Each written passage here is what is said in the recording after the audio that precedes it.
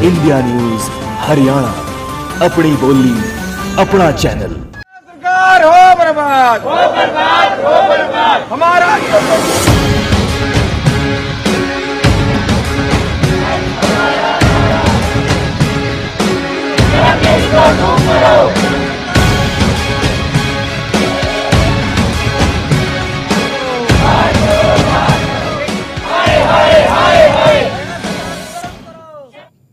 नमस्कार, बहुत स्वागत है आप सभी का इंडिया न्यूज हरियाणा पर। मैं हूं राजीव रघुनंदन।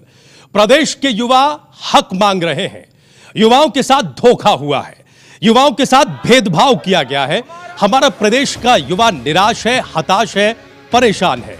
सरकारी नौकरियों में पारदर्शिता नहीं है। सरकारी नौकरियों को पाने के लिए जो इंटरव्यू व्यवस्था है वो भी पारदर्शी नहीं है।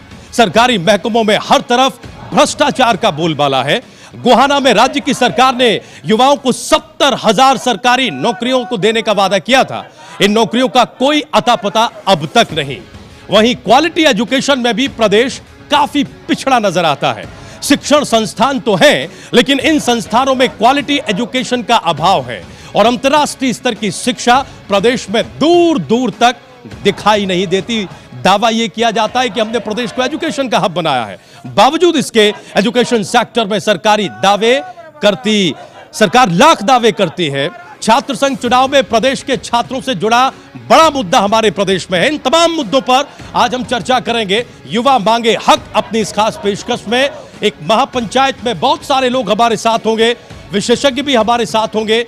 इंटरव्यू सिस्टम में, सरकारी नौकरियों में जिन लोगों के साथ भेदभाव हुआ है वो लोग भी हमारे साथ होंगे, क्योंकि ये आपके हक की लड़ाई है। हमारा सरकार हो बर्बाद, हो बर्बाद, हो बर्बाद हमारा।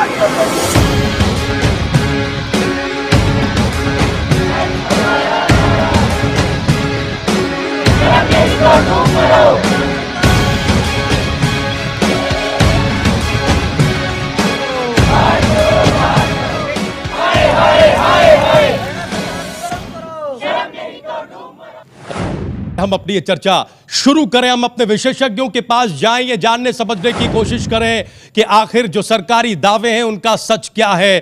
प्रदेश में कौन सा, कहां, कैसा एजुकेशन हब है? क्या हमारे प्रदेश में क्वालिटी शिक्षा मिल रही है? क्या नौकरियों में पारदर्शिता है? इससे पहले जरा उन सवालों पर नजर डालिए जो आज इस खास कार्यक्रम में हम उठा रहे हैं। सवाल नंबर 1, इंटरव्यू में पारदर्शिता आखिर कैसे होगी? वो कौन सा सिस्टम होना चाहिए जो हमारे प्रदेश की सरकार अपनाए, जिससे कि जो आरोप लगता है भेदभाव का वो कम से कम खत्म हो जाए? सवाल नंबर 2, क्या सरकारी नौकरियों में इंटरव्यू का सिस्टम बंद होना चाहिए? हमने कई बार अपने कार्यक्रमों में चर्चा की है कि इंटरव्यू का सिस्टम दरअसल वो सिस्टम है जहां खेल करने की गुंजाइश बचती है, जहां जो कमतर है उसके नंबर बढ़ा के उसे नौकरी तक पहुंचाया जाता है, और जो सक्षम है पढ़ाई लिखाई में, जो काबिल है, उसे कम नंबर देकर उसके हाथ से नौकरी छीन ली जाती है, उसके हाथ से नौकरी छूट जाती है, दूर हो जाती है। सवाल हम ये उठा रहे हैं कि क्या जो सरकारी नौकरियां हैं उसमें इंटरव्यू की प्रथा, ये सिस्टम खत्म होना चाहिए, बंद होना चाहिए? सवाल नंबर 3, सरकारी महकमों में भ्रष्टाचार किस हद तक है, और अगर है तो इसकी वजह क्या है, क्यों है? आज हम इसकी भी जांच पड़ताल करेंगे। हमारे तमाम जो साथी हैं जो आज इस बहस में मौजूद हैं वो क्या सोचते हैं, उनका तजुर्बा क्या है, उनसे भी हम जानेंगे, और भ्रष्टाचार की वजह से उन्हें क्या कीमत चुकानी पड़ रही है। सवाल नंबर 4, जो अत्यंत महत्वपूर्ण सवाल है। लोकसभा चुनावों से पहले हमने देखा था कि राज्य की सरकार ने बढ़ चढ़कर दावे किए थे। बाकायदा सार्वजनिक रैली में, गोहाना की सबसे बड़ी कही जाने वाली रैली में सरकार ने 70,000 नौकरियों को देने का दावा किया था, वादा किया था। कहां हैं वो 70,000 नौकरियां? क्या है इन 70,000 नौकरियों का सच? यह भी हम जानने समझने की कोशिश करेंगे। सवाल नंबर 5, क्वालिटी एजुकेशन कैसे संभव है? हम ये देखते, ये दावे देखते, सुनते थकते नहीं है कि हमने प्रदेश में क्वालिटी एजुकेशन दी है, प्रदेश को एजुकेशन का हब बनाया है। इस सब के बाद भी हमारी शिक्षा में बुनियादी फर्क क्यों है? हमारी शिक्षा केवल डिग्रियों तक सीमित क्यों है, सर्टिफिकेट तक सीमित क्यों है? हमारी शिक्षा ऐसी क्यों नहीं है जिससे हमारे युवाओं को रोजगार मिल सकता हो? हम इस विषय पर भी बातचीत करेंगे। और आखिरी सवाल, सवाल नंबर 6, क्या छात्र संघ चुनाव बहाल होने चाहिए? यह जो मुद्दा है, इस पर भी समय समय पर जो युवा विंग है राजनीतिक दलों की, वो अपनी अपनी बातें रखती रही हैं, अपने अपने दावे और वादे करते रहे हैं, लेकिन इसके बाद भी सरकार के कान पर जू नहीं रहेंगी और छात्र संघ बहाल नहीं किए गए। अगर छात्र संघ बहाल नहीं किए जा रहे तो क्यों नहीं किए जा रहे और क्या इन्हें बहाल करना चाहिए, यह मुद्दा हम आज की इस बहस में उठाएंगे।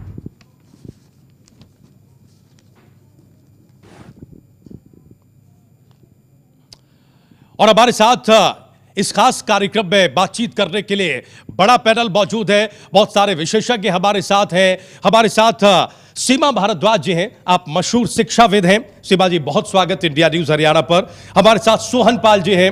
सोहन पाल जी युवा नेता हैं भारतीय जनता युवा मोर्चा के, आपका भी बहुत बहुत स्वागत सोहन पाल जी। हमारे साथ विजय कुमार हैं, आप भ्रष्टाचार पीड़ित हैं। हम अपने दर्शकों को बता दें कि विजय कुमार एक ऐसे केस के तौर पर हमारे सामने हैं जिनके हाथ से एक तरह से नौकरी छूट गई इसी सिस्टम के चलते। और इसके अलावा हमारे साथ अतुल सिंगला हैं, आप भी भ्रष्टाचार से पीड़ित हैं, आपने भी नौकरी गंवाई है। सब कुछ होते हुए नौकरी अतुल सिंगला के हाथ से छूट गई इसी इंटरव्यू सिस्टम की वजह से, इसी भेदभाव की वजह से। और हमारे सीधे हाथ की तरफ तमाम ऐसे युवा हैं जो सरकारी दावों की पोल खोलते हैं। इन सब ने इंटरव्यू दिए, इन सब ने नौकरियों के लिए कोशिश की, लेकिन किसी को पारदर्शिता न होने की वजह से, किसी को भ्रष्टाचार होने की वजह से, किसी को इंटरव्यू में ऊपर नीचे करके नौकरी से बाहर कर दिया गया। कुल मिलाकर नौकरी इनके हाथ नहीं लगी। ये युवा क्या सोचते हैं इंटरव्यू प्रथा खत्म करने को लेकर, नौकरियों में भेदभाव को लेकर, इनसे हम सीधे जानने समझने की कोशिश करेंगे। सीमा जी, हमने सबसे पहला सवाल उठाया है आज अपने इस कार्यक्रम में, इंटरव्यू में पारदर्शिता कैसे होगी? पिछले 1.5-2 साल से हमारे प्रदेश का माहौल गरमाया हुआ है। लगातार ये मांग हो रही है कि इंटरव्यू की व्यवस्था को खत्म किया जाना चाहिए। इसलिए किया जाना चाहिए कि इन जैसे युवाओं का हक छीन लिया जाता है इसी व्यवस्था के तहत। कैसे पारदर्शिता होगी? क्या कोई रास्ता है या नहीं है? नहीं, बिल्कुल रास्ता है। देखिए राजीव जी, सबसे बड़ी बात तो ये है कि आपने अभी कहा कि इंटरव्यू व्यवस्था खत्म होनी चाहिए। मुझे इस बात से इत्तेफाक नहीं है, खत्म नहीं होनी चाहिए। आपकी बात सत्य है, नहीं अर्ध सत्य है, मैं ये जरूर कहती हूँ। पारदर्शिता की जहां तक बात है, मुझे ऐसा लगता है कि सरकारी सिस्टम सीधा सीधा सरकार से संबंधित है, सरकार सीधी सीधी पॉलिटिकल सिस्टम से संबंधित है। ठीक है। सारा करप्शन जितना भी है सीधा सा सिर्फ एक शब्द से जुड़ा हुआ है, पॉलिटिकल विल, राजनीतिक मंशा। जहां राजनीतिक मंशा होगी कि इसे समाप्त करना है, एक जोर होगा, वहां बिल्कुल भी, चाहे आप फिर इंटरव्यू करा लीजिए, चाहे रिटर्न करा लीजिए, चाहे बंद कमरे में करा लीजिए किसी एक को खड़ा करके, मंशा जब तक क्लियर नहीं होगी, सब मंशा का खेल है। राजनीतिक मंशा एक बार क्लियर हो जाएगी, सारी जगह का व्याप्त करप्शन अपने आप दूर हो जाएगा। ठीक है। हमारे साथ राजनीतिक तबके से सोहनलाल जी हैं। सोहनलाल जी, आपका क्या विचार है? सीमा जी कह रही है कि सब कुछ पॉलिटिकल विल पर डिपेंड कर रहा है। आप इंटरव्यू रखिए, लेकिन सिस्टम ऐसा बनाइए जो पारदर्शी हो। अगर हमारे प्रदेश का राजनीतिक सिस्टम सुधर जाए, पॉलिटिकल विल शामिल हो जाए, तो इंटरव्यू खत्म करने की जरूरत नहीं है। आप सहमत हैं इस बात से? राजीव जी, मैं लगभग सीमा जी की बात से सहमत हूँ। पॉलिटिकल विल की ज़रूरत तो है ही। अब जो आप कह रहे हैं कि इंटरव्यू सिस्टम ख़त्म हो जाना चाहिए, तो अगर पॉलिटिकल विल नहीं होगा या सिस्टम हमारा दुरुस्त नहीं होगा जी, सिस्टम दुरुस्त अगर नहीं होगा तो इस बात की भी क्या गारंटी है कि जो हमारे रिटर्न हुए हैं या हमारा जो युवाओं ने फिजिकल दिया है या जो और तरह के जो तमाम टेस्ट इससे पहले होते हैं, इंटरव्यू से पहले होते हैं, वो बिल्कुल दुरुस्त तरीके से हुए हैं। इस बात की भी हमारे पास कोई गारंटी नहीं है। एक पॉलिटिकल विल अगर हमारे पास होगी जी, एक स्वस्थ सरकार अगर हमारे पास होगी, एक पैनल अगर अच्छा हमारे पास होगा। राजीव जी देखिए, ज़्यादातर हमारे यहाँ क्या होता है कि पॉलिटिकल फील्ड के लोग तमाम ऐसे बोर्डों में आके बैठ जाते हैं जिनका जिम्मा इंटरव्यू का होता है। ठीक है। अब जो पॉलिटिकली मैनिपुलेटेड पैनल है, वो ये आप भी जानते हैं, किसी को बताने की ज़रूरत नहीं है कि वो मैनिपुलेटेड होते हैं, तो वहाँ ट्रांसपेरेंसी की आप उनसे नहीं, जब इंटरव्यू व्यवस्था को खत्म करने की बात की जाती है तब ये तर्क दिया जाता अब है बजाय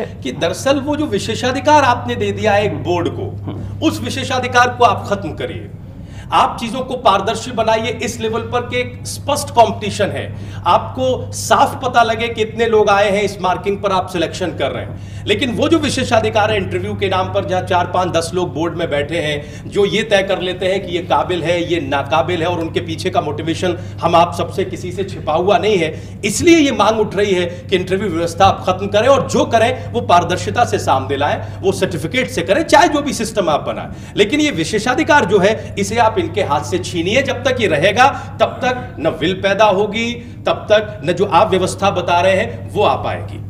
देखिए राजीव जी, इसमें बजाय जो तमाम सुधार जो आप हमें बता रहे हैं या जो सरकारों को वो जो सुधार उसमें लाने चाहिए, जो करने चाहिए, आप ये भी कर सकते हैं कि जो पैनल बना हो वो इंस्टेड ऑफ पॉलिटिशियंस वो पैनल कुछ अच्छे ब्यूरोक्रेट्स का हो। तो आप जो ब्यूरोक्रेसी में जो लोग इतने वर्षों तक अपनी सेवाएं करने के बाद सीनियर लेवल पे होने के बाद अगर पैनल में बैठेंगे तो मुझे नहीं लगता कि अच्छे ब्यूरोक्रेट इस तरह की किसी चीज में के इंटरेस्ट आ जाएंगे, उनके चाहने वाले सीमा जी फिर नौकरियों में आने लगेंगे, फिर वो अपने परिचितों को बिल्कुल नौकरी सरकार हो बर्बाद, हमारा